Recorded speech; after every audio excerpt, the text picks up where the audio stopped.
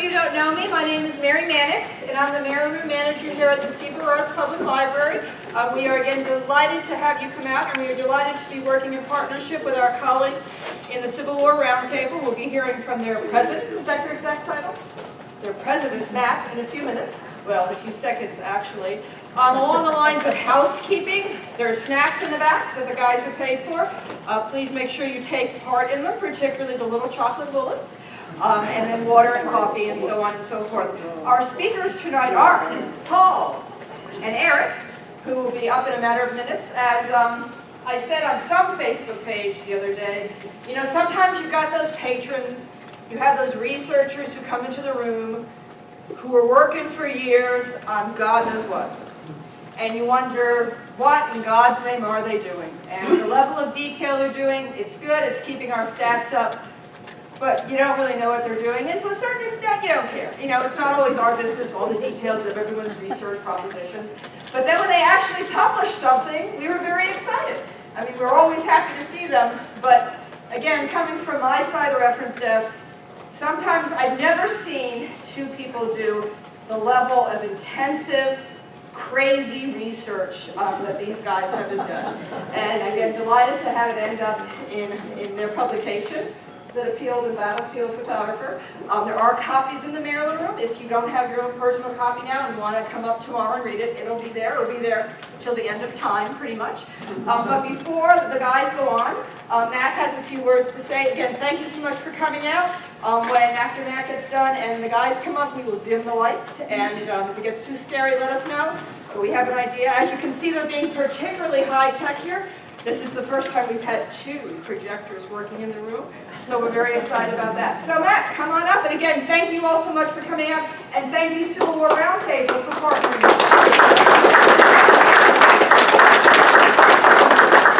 Thank you, Mary. Again, my name is Matt Borders. I'm the president of the Frederick County Civil War Roundtable. It's great to see you all out here this evening for a Civil War lecture. I know many of you are with my roundtable or are accompanying roundtables in Hagerstown or Carroll County. So thank you very much for coming out tonight. For those of you who are maybe not familiar with the roundtable or roundtables in the region, quick straw poll. How did everybody hear about this lecture tonight? Facebook? Yep, excellent. That's what we kind of figured. We were hitting that really, really hard with the social media, so I'm glad to see that it was working out. We are super excited to, again, partner with Mary here in the Maryland Room here at C.Burr Artz Library, and we're extremely excited to have Paul and Eric here to talk about this very Frederick-focused topic, one of the most famous photographs of the American Civil War right here in downtown Frederick, and the research they have done to dispel some of the legends that have built up around it. So, without any further ado, gentlemen, take it away. Thank you very much.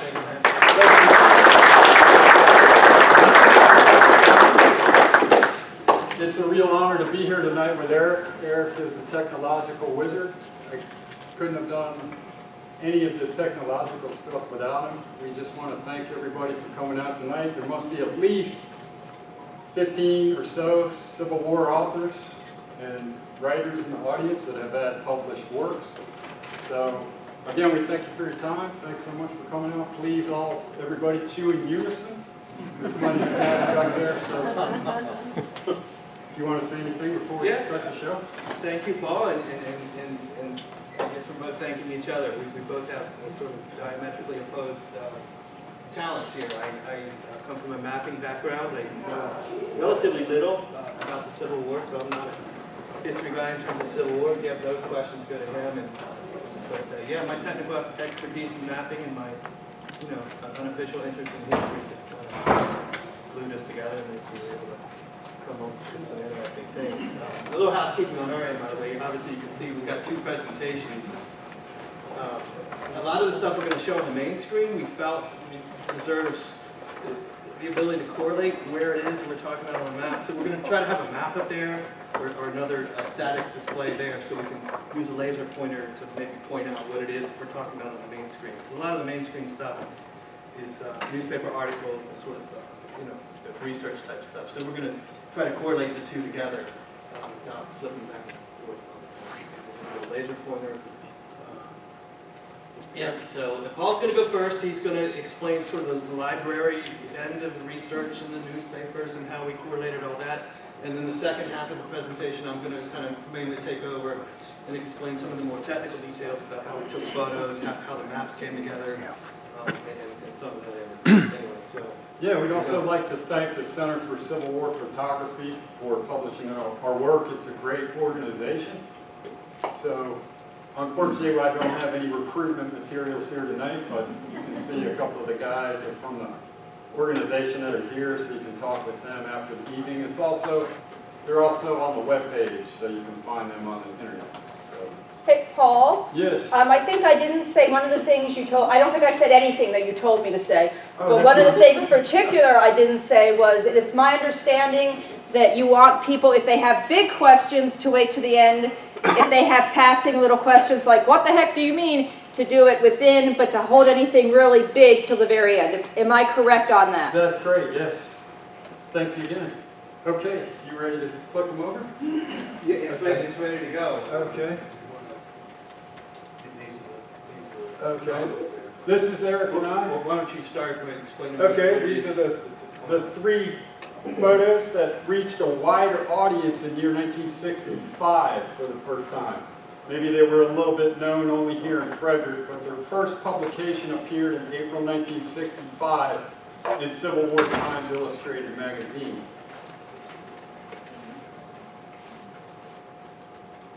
For those of you who might, I'm sure everyone here is Civil War people, right?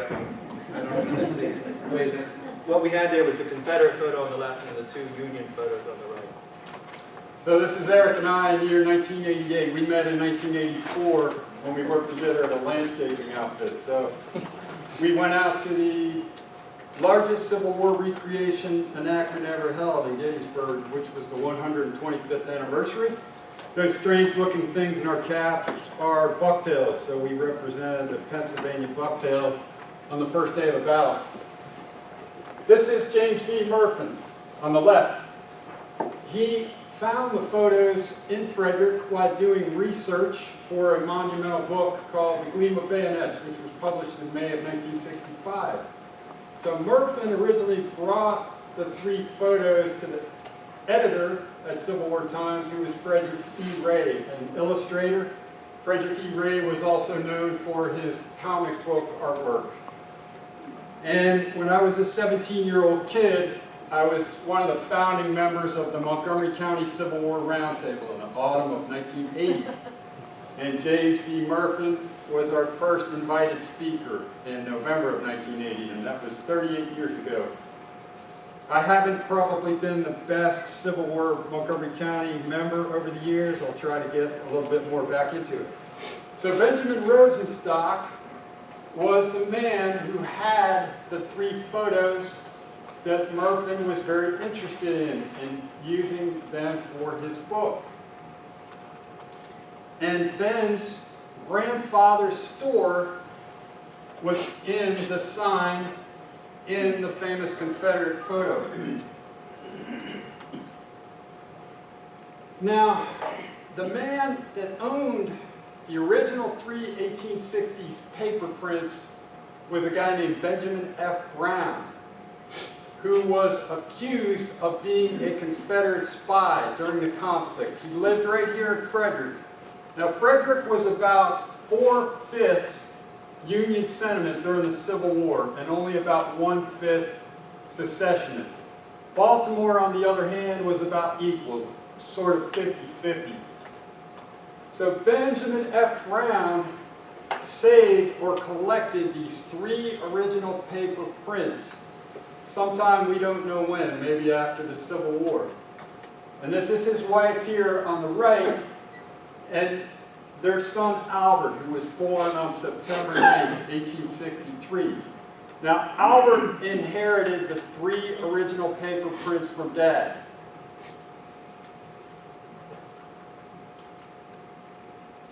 So these are newspaper clippings of when Benjamin F. Brown was arrested the two times. Once in 1862, he was brought to Baltimore's slave pen, the Pratt slave pen, and then the second time in 1864, he was brought down to the old Capitol Prison in Washington, D.C.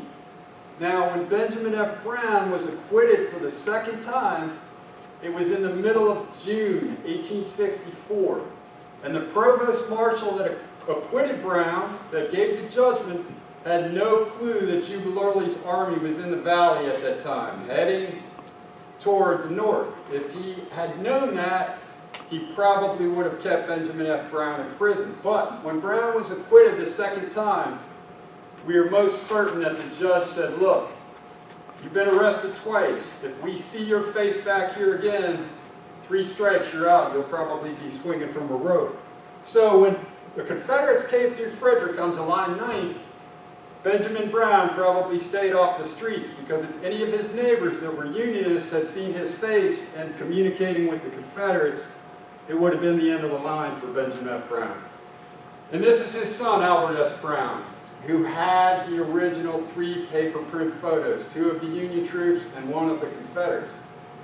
And he passed away of a heart attack in January 1937.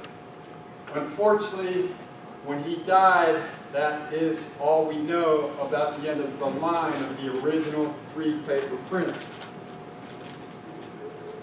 And Benjamin F. Brown had a few sons and daughters, and then Albert S. Brown only had 1 child, and that was a daughter. And she married a guy named Lefferts in the 20s. Now, sadly, Mr. Lefferts committed suicide in the year 1950, and then Mildred passed away in Arlington, Virginia on June 10, 1968. So unfortunately, none of us knew about the 3 original paper prints in 1968. So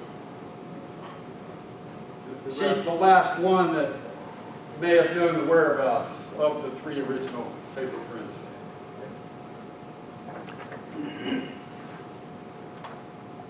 Now, these are advertisements in the Frederick Examiner before the Civil War began of the artists that were most likely the sign painters that painted the images in the 3 surviving Civil War photos. One was a very tall sign for James Landau, a clothing merchant. The other sign was for Joseph Rosenstock, also a Jewish clothing merchant. And the other sign was the Examiner sign itself that we can see in the 3 oldest photos that survive of North Market Street. There is nothing older. There are no surviving daguerreotypes that we know about, which was an older form of photography than glass plate photography. So, Eric and I, in our quest to try to establish where the Rosenstock store may have been in the famous photo, we couldn't line up some of the elements where the photo was thought to have been taken from. So I said to Eric one day, I said, look, the only way we're going to get to the bottom of this, and maybe no one's ever gone this far, is we have to find the advertisements in the newspapers which will try to pinpoint where Rosenstock's location was. So this ad first appears on April 11th in the Frederick Examiner. This is the first evidence that we have that Joseph Rosenstock had a store. Before that, we have an 1859 business directory of Frederick. And that has names of all merchants and business owners in town. But at that time, in 1859, Joseph Rosenstock was a peddler with a push cart or a mule cart. So in 1859, he's listed in the directory as a peddler. So then he gets enough money or credit together to open this store, which was the property of a guy named Schlesinger, who owned properties that I tend to use the word lots. I'm not sure Eric likes that word so much, but This might be a good spot to show you guys the map. Obviously, this is Frederick. I'm sure most of you are familiar with Frederick. This map is oriented north. And the stuff that Paul's talking about right now is Rosenstock's store, which is right out here. Before he opened this store, he was a peddler, and he was living on this corner here, which is near the Ben's Mill. Here is not the square corner, the Market Square. Market The Square. Market Square is right here, and the old courthouse. Here is the Frederick Town Savings Institution and Rosenstock's new store. Down here is Patrick Street, and this is where, up until now, the store, the photo and the store were believed to have been located. All this research is shown otherwise. Now, what happened was Rosenstock ran these series of ads for a few months, and then this one on the right was the autumn of 1860. Now, probably not long after that, Rosenstock had seen Landauer's giant sign with a yellow post and thought to himself, man, I really need one of those to compete with Landauer, who is right next door. So after his large sign was probably put up, he spent no more money on advertising. But there appears no other ads during the Civil War until the very end of the war. And there were a couple of really interesting incidents that happened with Rosenstock. His hard luck. In August of 1864, he's arrested by Provost Marshal Yella of the Potomac Home Brigade, Union Army. And the Union Army passed around notices to all the businesses. No selling liquor to soldiers. No selling civilian clothing to soldiers. And the reason that they didn't want the soldiers getting a hold of civilian clothing was because thousands and thousands of Union Army soldiers during the war would have their kinfolk from back home in the north send them boxes of civilian clothing. The Union soldiers would jump into the woods, put on the civilian clothing, sneak away from the army. So the provost marshals throughout the war would try everything they could to keep the soldiers from slipping away. Now, another interesting thing that happens to Rosenstock, almost near the very end of the war, on the 30th of March, 3 Union soldiers robbed and bludgeoned Rosenstock to the ground. They knocked him to the ground. One soldier was pacing back and forth on the sidewalk when the 2 others were inside, and Rosenstock didn't know why the guy out front was pacing back and forth for a while. Well, he was the lookout. So when he opened the front door, that was the signal for his 2 comrades inside to bludgeon and knock Rosenstock down and run off with boxes of rings and watches. Now, what was very sad about this incident that happened on March 30th, 1865 is it's just days before General Lee surrenders on April 9th. So, unfortunately, the perpetrators of this crime were never caught because there's a big celebration at the end of the war. Everybody forgets about poor Rosenstock.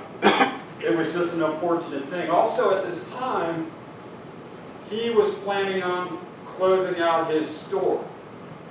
And one of the issues was Schlesinger, the property owner, wanted to sell the property where Rosenstock was in. So he sort of gave the notice to Rosenstock that, unfortunately, I need to sell this property.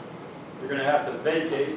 But one of the other unfortunate things was that when the Confederates took $200,000 in Jack on July 9th, 1864, this was probably close to $1 billion in today's money equivalent.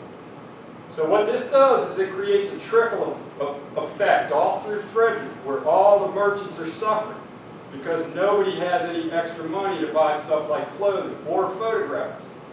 They buy food, but little else is bought.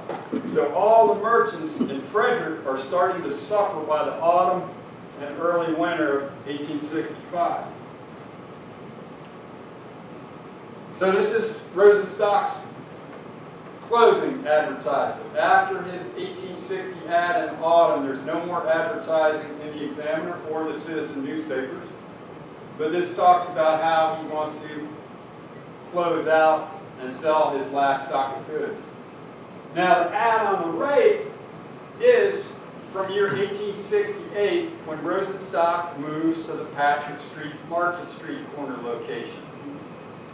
Now, all the historians thought that Rosenstock was at the corner of Market and Patrick Street during the Civil War, but he does not move there until April 1868.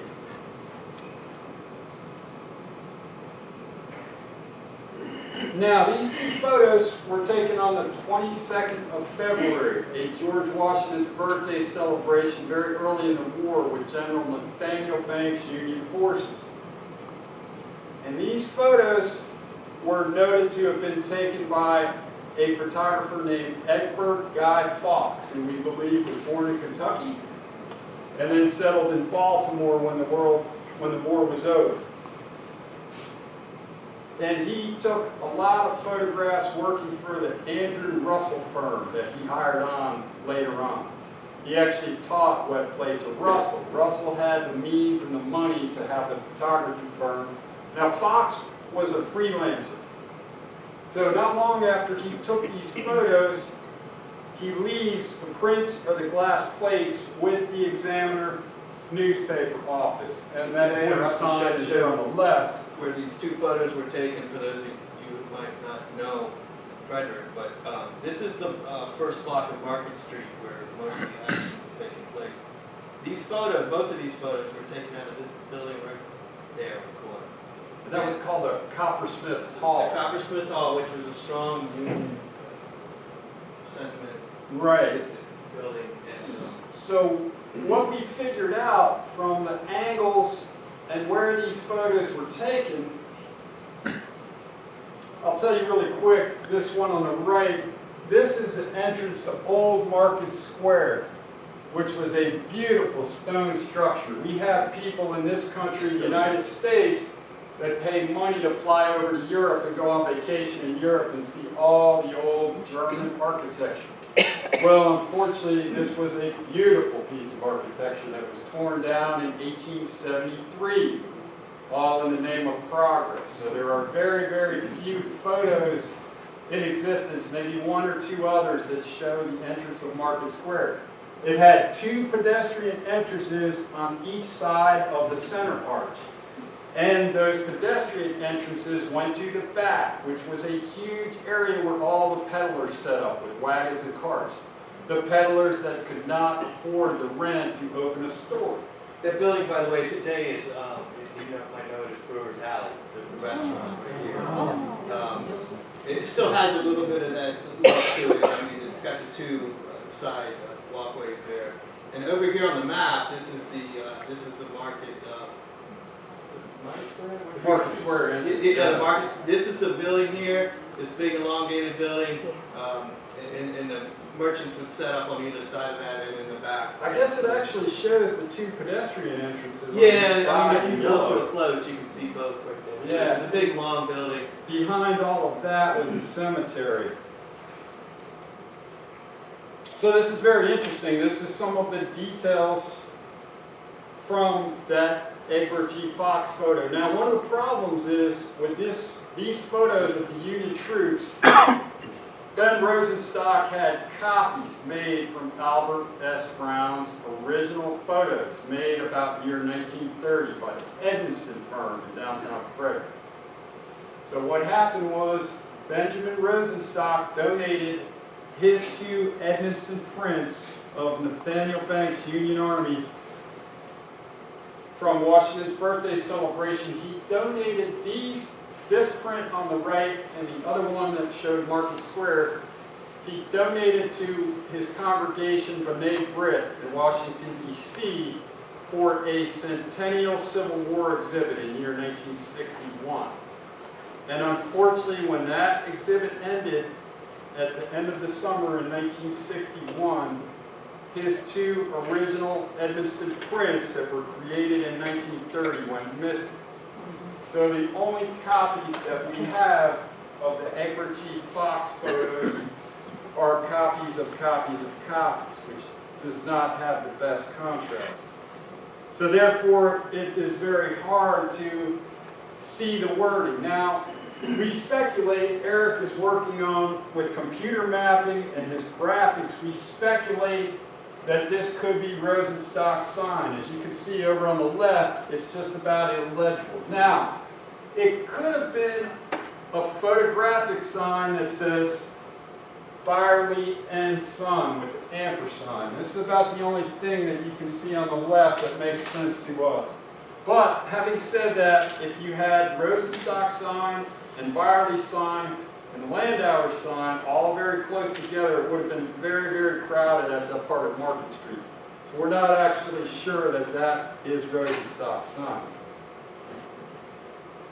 Now, the photo that's on the left is from year 1908, and this shows the original Coppersmith Hall building, Eric can point it out with the laser, and it shows the balcony where Egbert G. Fox stood on that balcony to take this photo here.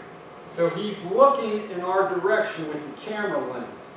And we know this photo on the left dates the year 1908 because down at the end of the block, there's a William Jennings Bryant billboard.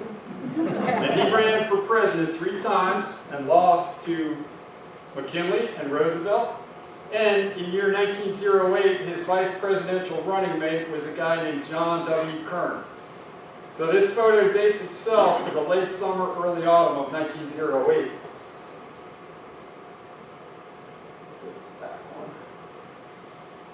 So we're going to talk a little bit about James Landauer. James Landauer moves in to the ground floor in 1858 of the building that is owned by Jacob Byerly, who is a photographer. And Jacob Byerly was Frederick's first photographer doing daguerreotypes beginning in 1842. He later moves on to wet plate photography. As photography grows and develops with paper prints and all those up-to-date specimens or the art of the newer processes.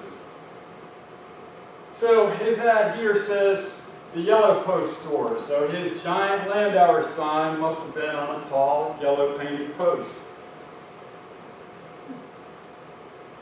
Okay, this is J.R. Markin's ad on the left. When the Civil War begins, Byerly and Markin are the only 2 photographers in Frederick. Before the war, just a year or 2 before the war, there may have been a couple of others. Was it Goldsboro?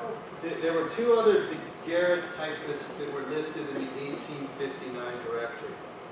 And I don't know my art history very well, but daguerreotypes were basically an extension of painting and just trying to recreate art in that regard. So these other 2 daguerreotypists that in 1859, Riddlemoser and Smallwood, probably didn't make it in the industry of actually taking pictures.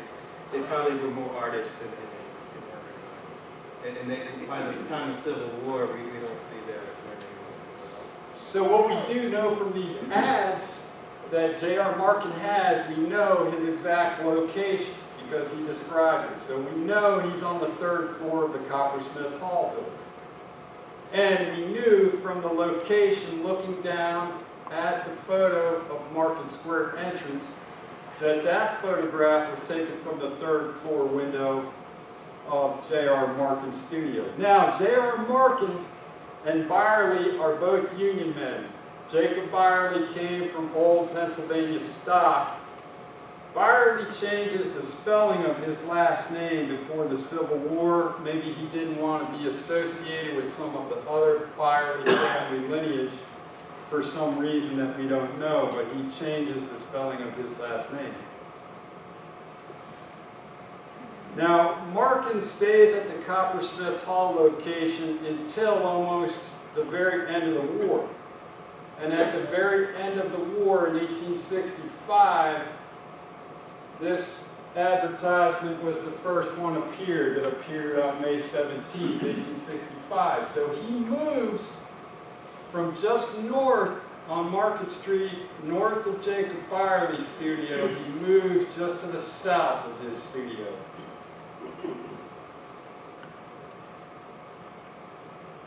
Now this is Jacob Byerly's first ad on the left. Now what happens is Byerly purchases the property in 1852, but the property he purchased might have been only a 2-story structure when he purchased it in 1852. We looked through the tax records, we went through everything we could to find out how many floors this building has that Byerly purchases, but we can't come to any specific conclusion. So what happens is Byerly, probably in the middle 1850s, toward the end, he's probably having a 3rd story connected to this structure. And with that 3rd story, he needs skylights in the roof to be a photographer. All these photographers had to have skylights in the roof to take good photos. Now this image in the center is an early daguerreotype self-portrait that he takes by setting up a camera on the other side of the roof.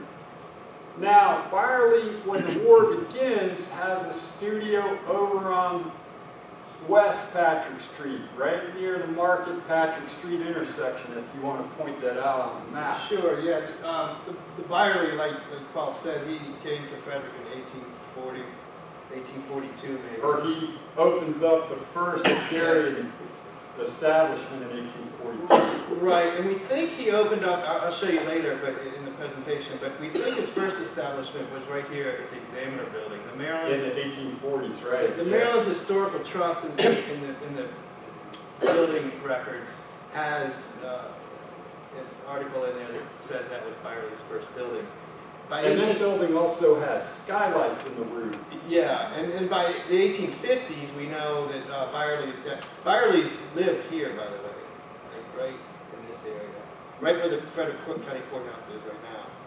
But by the 1850s, we start to see advertisements for Byerly, and back then they didn't have addresses. So we see advertisements listed as it's called the south side of Patrick Street, west of Market. So his first studio was a rented studio in one of these 2 buildings, very close to where Colonial Jewelers is right now. And then he eventually buys the property where the photo was taken from, right here. In 1852, he purchases the property, and then by He moves in. The studio is ready in March or April of 1862. So this ad appears first, telling that he's now in his own property on top of James Landauer's store. The Landauer family lives on the 2nd floor above his clothing store. So Byerly takes the 3rd floor on the top. So this is after the war. This is how Jacob Byerly looks by the late 1860s. He turns over the studio to his son, who was born on February 18, 1839, John Davis Byerly. And Jacob was born in 1807. So by the middle part of the war, Jacob Byerly is now about the same age that I am now, about 55. His eyesight is not so good anymore. He needs his son to operate the camera most of the time. Jacob probably does a lot of the red tape by the time the Civil War comes around and greets customers in the parlor. Now, toward the very end of the war, in 1864, a photographer named Henry Tobias rents the area on Patrick Street where Byerly had been in 1861. So Tobias rents this spot because it has a skylight. On the left is one of Tobias's CDV card photos. And that George Washington stamp was a government-mandated tax stamp that all photographers had to bill the customer with a 3-cent tax for every photo that was sold. Now this 3-cent tax went to raise money for the North for the war effort. So that's why the government starts to tax all photos that are sold. Now the tax is in effect till I think about autumn 1866 or maybe summer of 1866. So any CDV photos that are in existence that have this tax stamp can be dated to that 2-year period because of that reason. Now, this is John Davis Byerly, Jacob Byerly's son. He was born in 1839. So this image of him on the left is a post-war image. Now, what's very interesting is that because the Confederates with Jubal Early ransomed Frederick for $200,000, and it creates suffering for all of the merchants in town.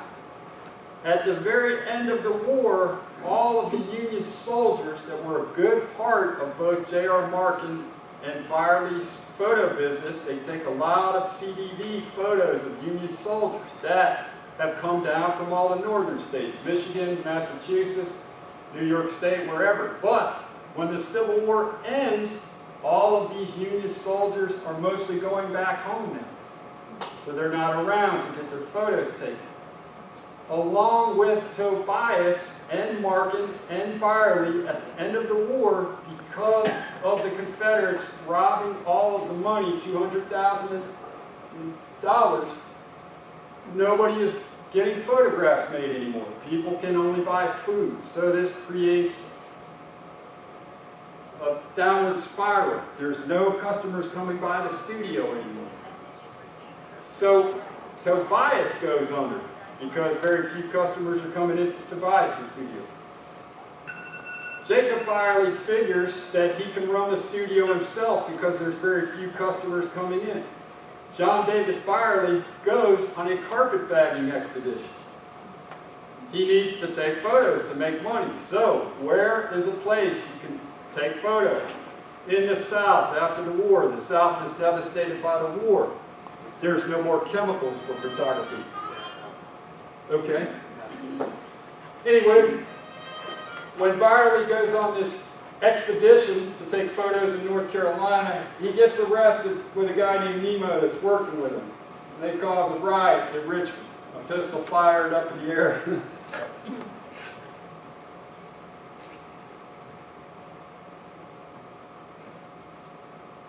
So this is John Davis Byerly's son, Charles Byerly, who takes over the business way after the Civil War. On the very right is